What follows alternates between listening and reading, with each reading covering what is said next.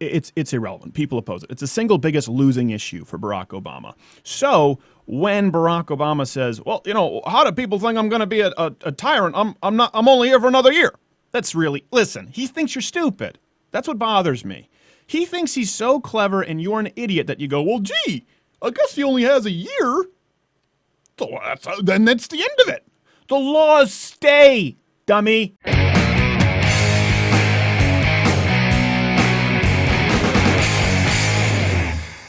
This week is pretty big, so I want to talk about this because there was the Obama presser and then the Anderson Cooper sit-down sort of, do we call that a town hall, Jared? It was something other than that. We're still working on it. We're still working on a title because it was kind of like an invite only. Anyway, one thing before we get into some of the arguments, and I understand there's misinformation on both sides, here is what is so pivotal. When people say the social justice warrior left, the people who accuse you of racism, sexism, that's just a small fringe. Dave Rubin, I'm talking to you. I love you, brother. But I think you're realizing it's not the regressive left. This is mainstream leftism. I've always talked about how leftists, their technique is to shut down dialogue before it begins through character assassination. So let's go, before we get to the arguments, why does Barack Obama not want to get to the arguments? Well, let's roll this clip. Just so I'm clear, tonight you're saying you would welcome to meet with the NRA. Anderson, I've said this repeatedly. I'm happy to meet with him. I'm happy to talk to him. But the conversation has to be based on facts and truth and what we're actually proposing, not some imaginary fiction in which Obama's trying to take away your guns. You see what just happened there? Before we even discuss anything, Barack Obama has said that the NRA and its supporters are liars. So before the gun owners come to sit at the table and present our arguments, as Barack Obama is doing, he's already stacked the deck. And you're liars. I'm willing to talk about it if you're gonna be willing to talk about truth and statistics and facts and not some okay. Well, what if we present... Who's facts? Yeah, who's facts, exactly. Chris Kyle's wife was there. I don't want to play the clip. It's too long. We'll bring it up here on YouTube, I guess, for when people watch the video. Well, okay, facts and statistics, right? How about the fact that gun deaths have gone down with increased gun ownership in the United States? How about the fact that states with concealed carry have far fewer attacks against civilians? Carjacking, states that have looser gun laws. Those are facts. But Barack Obama doesn't present those facts. He presents his opinion and says, well, we'll only have the discussion if it takes place on an honest playing field. So right away, he's trying to accuse you of being a liar. Couple of things. So then we'll get into some of these arguments. But I just want to make sure you understand that right off the bat. What can you say to somebody tonight to convince them that you don't want to take away everybody's guns, that you're not coming for their guns? Well, first of all, Anderson, I think it's useful to keep in mind I've been now president for over 7 years, and gun sales don't seem to have suffered during that time. If anything, actually, you've helped. They've gone up. I've been very good for gun manufacturers. More importantly, I'll tell you a story that I think indicates how I see the issue. Back in 2007, 2008, when I was campaigning, I'd leave Chicago, a city which is wonderful. I couldn't be prouder of my city. We're talking about Chicago. You couldn't be prouder of your city, Chicago.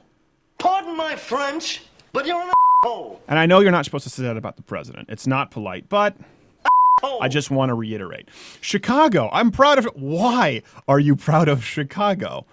Chicago has the kind of gun control policies that you want to implement. We're not going to talk about the Second Amendment and your rights as an American today. We've done a video on that before. We've talked about it at great length. Right now, we're specifically addressing Barack Obama. Okay. So he goes into the fact that it's a conspiracy. We have this here really quickly. Is it fair to call it a conspiracy? I mean, there's a lot of people really believe this deeply, that they just don't. No. They just don't trust you. I'm sorry, Cooper. Yes, it is fair to call it a conspiracy. What are you saying? Are you suggesting that the notion that we are creating a plot to take everybody's guns away so that we can impose martial law but there's certainly is a lot of a people. Conspiracy? Yes, that is a conspiracy. I would hope that you would agree with that. Is that controversial? A couple of things there that are really important. We'll get to the conspiracy in a second. I would hope Don't tell a journalist what he should or shouldn't think. I know Anderson Cooper will bend over for you along with everyone else at the bar down in the West Village and take your answer, but don't tell a journalist what he should or shouldn't think. I would hope. And that's why he bans Fox News from pressers, because like, oh, you know, I can tell him I would hope, but my Jedi mind trick doesn't work. Don't tell him what he should or shouldn't think. Conspiracy. Well, it's, again, he's already painted gun owners as liars, right? As though we just want to go out and have these machine guns, and we think that Barack Obama is the queen, and that we have no idea what we're talking about. Well, I've got it right here. Barack Obama praised the Australian gun ban, right? Got it up on the screen. His quote, when Australia had a mass killing, it was just so shocking to the system. The entire country said, well, we're going to completely change our gun laws. And they did, and it hasn't happened. That's his quote. He was praising the Australia gun law. Now, I know I'll get a lot of leftists right now going, well, it wasn't a ban. It was a mandatory buyback program, which is a ban. You can call it whatever you want. Mandatory buyback means you have a gun, you're mandated to basically sell it back to the government. It's like cash for clunkers for guns, only you had no choice. So when Barack Obama is praising an all-out gun ban in Australia, how is that conspiratorial for someone who supports Second Amendment rights? Again, we can have a civil discussion about it. You maybe don't believe in the Second Amendment. I do. But don't tell me it's conspiratorial to go, oh my gosh, you're a fan of that Australian gun ban? I think it was great. Oh, so you want to ban guns. Now you're being conspiracy theorist. You're just being crazy. You're just being... What? Am I in some, what kind of rabbit hole did I jump into? What parallel universe am I in? Well, here's one thing too. Barack Obama doesn't really understand the Second Amendment he's also admitted, by the way, he's never owned a gun. He's surrounded by Secret Service men who own guns and use guns, but he's never owned a gun, which may imply that I thought it was wordplay. It may just be stupidity on the automatic, semi-automatic thing. We'll get into that. But really quickly, this is what he considers to be conspiracy, along with his support of the Australian gun ban. What I think Mark is alluding to is what I said earlier, this notion of a conspiracy out there, and it gets wrapped up in concerns about the federal government. Now, there's a long history of that. That's in our DNA. You know, the United States was born suspicious of some distant authority. Okay, now I don't want to do the conservative thing where I just say, see, he doesn't think that it was the American Revolution, but he certainly doesn't have the reverence for it. And to even use it as a comparison for modern conspiracy theorists implies that there's some kind of parallel. Can we all agree it was legitimate, the American Revolutionary War, that guns were necessary? Can we all, it doesn't seem that he agrees with that. That's a little bit nutty for me. So when you start off with, this conspiracy of a distant land, and then you praise the Australian gun ban, I'm going, okay, maybe there's an issue here. Maybe you do want to ban guns. By the way, let's look at the results. I have them here in Australia. The Australian gun ban resulted in more guns than ever, both legal and illegal. And the numbers aren't in yet as far as the violent crime rate, okay? So a couple things. Here are some results. We have this up on the screen. More guns than ever in Australia. Now, let's look at this. He's also talked about how nowhere else do they have these kinds of shootings or mass homicides with guns. Okay, I understand it. He points to Europe. Barack Obama prefers Europe. He thinks that Europe is doing very well right now. Some would disagree. Britain and Wales. Now, violent crimes per 100,000, I have the chart up on screen, 898 to 387 in the United States. So more guns are involved with violent crimes in the United States, but violent crime is overall higher. Now, before you send your hate mail, I understand. It's hard to compare violent crime rates across countries, right? We have a different standard for violent crime. Same thing with infanticide. We consider babies to be a part of the infant mortality rate, that they just don't even count as lives in most of Europe. But the crime rate may not be, I'll admit, may not be this much of a disparity between Europe and the United States. It may not be 3 times more in Europe, but the violent crime rate, we can say rape, Sweden's the rape capital. It was a word slip, but Freud is in my brain through the grave telling me, tell them about the rape in Sweden and my Germany. So that's what's happening. Lots of rape over there. Crime rate is at least comparable. So the removal of rights of private citizens, and at best you end up with a comparable crime rate. Now, Barack Obama's never owned a gun. So we do have a clip of him. Roll it. Even after San Bernardino, they've refused to make it harder for terrorist suspects who can't get on a plane to buy semi-automatic weapons. And some gun retailers are already stepping up by refusing to finalize a purchase without a complete background check or by refraining from selling semi-automatic weapons. Semi-automatic weapons. Okay, to those listening, again, if you've never owned a gun, semi-automatic weapons is a gun where you handgun, pull a bullet, one trigger, okay? Fully automatic weapons, machine guns, are already illegal. They're inaccessible to all but a very select few people with licenses. So, when Barack Obama says that, is it because he's ignorant or is it because he understands that semi-automatic is a halfway word from automatic and it would be really easy to ban semi-automatic weapons, meaning all your handguns, all your hunting rifles. Anything that's not a pump-action shotgun or a revolver would basically be banned. And I would bet they'd go after revolvers because technically they're double action, but they act as semi-automatics. This is the president. He's either stupid or lying. We'll be back, louder with Crowder, after this to finish this up for you. So glad to be back. We were talking about the Barack Obama gun deal. All right. Let me go macro on you a little bit here. So we've gotten into the information. My big problem is Barack Obama is painting anyone who opposes his... By the way, it's a majority of the country. It's a majority of the country. A majority of the country even opposes the assault weapons ban, let alone the gun control measures. And you can call it sensible gun control measures or common sense gun control measures all you want. It's irrelevant. People oppose it. It's the single biggest losing issue for Barack Obama. So when Barack Obama says, well, you know, how do people think I'm going to be a tyrant? I'm only here for another year. That's really, listen, he thinks you're stupid. That's what bothers me. He thinks he's so clever and you're an idiot that you go, well, gee, I guess he only has a year. So then that's the end of it. The laws stay, dummy. Think of prohibition. I know the potheads are going to be like, oh, you pot, you're for legal. No, I'm not talking about that right now. Think of any law that was horrific. Think of tax rates. They stay for a long time after a president is gone. The Bush tax cuts stayed with Barack Obama for a long time.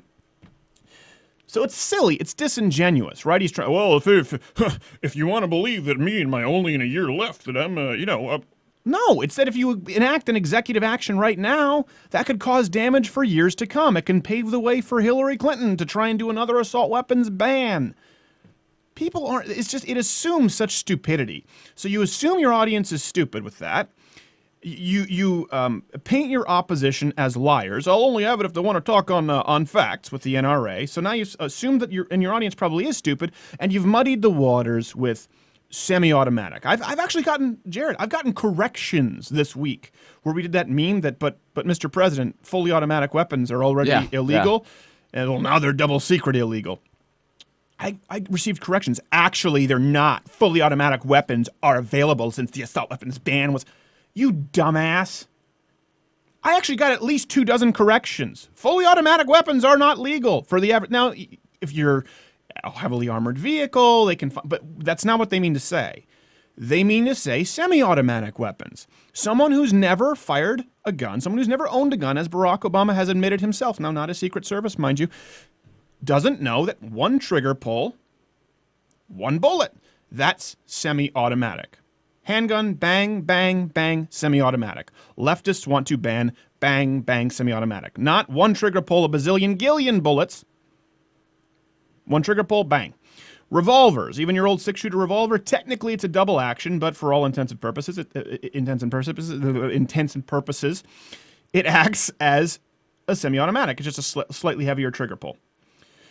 So to give you an idea, who does that affect? Okay, got a story right up here. We wrote about it at louderwithcrowder.com. 65-year-old grandmother shot a would-be mugger. Let me read this for you. This just happened this week. Barack Obama wants to cry his tears and elicit an emotional reaction. Let me give you the other side. 65-year-old woman, described as 4 foot 11 inches, 105 pounds, technically a midget, by the way. I had a friend who was a midget who got midget money for college. You get like a grant. Really? It's under 5 foot. You get the midget money. Anyone out there, file that out in your paperwork. If you're 5 foot, just wear flats, hunch a little bit, get your midget money. Uncle Sam's none the wiser. So, on the way home from a gas station, 4 foot inches. Now there was a man, mugger, Bontates, I don't know how to pronounce this thing. Guy was 5 foot 11, 200 pounds, tried to mug her, and she shot him. He fell to the ground right away. She called 911. the emergency. So she had a pistol. She had a legal concealed carry license. Here's what I want you to do with me for a second. Let's go through this. Go through a checklist, okay? This is actually pretty typical of many American gun owners, and millions of people every year defend themselves with guns and stop rapings or killings. Who does it benefit the most? People like the 65-year-old lady who has no fighting chance against a 200-pound virile young man without a firearm. That's why it's a great equalizer. Did she have a legally owned firearm? Check. Legally valid concealed permit? Check. Was she vigilant of her surroundings? She watched this guy follow her home? Check. That's the first thing they teach you in concealed carry course. The best offense is actually being aware. Before anything happens, the best defense is being aware of your surroundings, being vigilant, and avoiding bad situations. Did she take the appropriate measures immediately following the altercation? Called the cops? Check. I want you to take that and cross-reference that checklist with criminals. With, let's say, the mugger. Do you think, let's go through, do you think he had a legally owned firearm? Would you check that? Do you think he had a legally valid concealed carry permit? Check. Do you think, well, he probably was vigilant of his surroundings because he's spotting the person to rape, or in this case, mug. I mean, I don't know. I'm sure 65-year-old ladies get raped too. Do you think he would take the appropriate measures to notify the authorities? So let's cross-reference the checklist with most gun-owning Americans with a criminal, and you start to see why Americans get a little bit irked. All right, so we have what else do we have here? I had one more thing to talk about with, one thing. Did you notice that Barack Obama said he would not support any candidate who didn't support common sense gun reform? I did hear that. I didn't think about what that really I think it's a implied. subtle swipe at Bernie, because Bernie Sanders is the only Democrat who's only had, running right now, who's only had a D- rating from the NRA. Remember they read him the riot act from Vermont at the DNC debates? Yeah, they were furious with him because he had a D-, and Hillary Clinton was, I have an F, and everyone was, oh, O'Malley, I have an F too. My F minus. Yeah, I have an F minus. Got an E. I even got an F for effort. They did a little commentary with the effort, like Hillary Clinton got an F, but she got a works well with others. Report cards. Did you get those notes in your report cards? No, I was homeschooled. No. I did well. I got disruptive and/or abusive in class. No, loud and abusive. Loud and abusive. That was a term my dad used. Loud and abusive in class. Loud and abusive with Crowder. Loud and abusive with Crowder. So he's proud of Chicago, supports the gun ban from Australia, and paints everyone who disagrees with him as a liar. And he has no idea as to the difference between a semi-automatic or an automatic weapon, and he has never owned a gun. This is the guy you want signing executive actions. Not to mention not the millions, but the tons of times he said, these are first steps. Right, these are first steps. These are, so... And really important to know, when never he says, elaborating on what the next steps were. When he says, this is my only year left. Exactly. When your neck was on the line for election or re-election, you didn't bring it up because it's an overwhelmingly losing issue for Democrats. The only reason he's doing it now, he can't push it through. He can't do it properly. The constitutional way has to be an executive action because it's unpopular and he would lose. He's a coward. Louder with Crowder. Stay tuned. Oh, it's you. Glad to see you again. If you like this video, subscribe by clicking my face or the button above. Hey, remember that time when I said I was glad to see you again? I lied.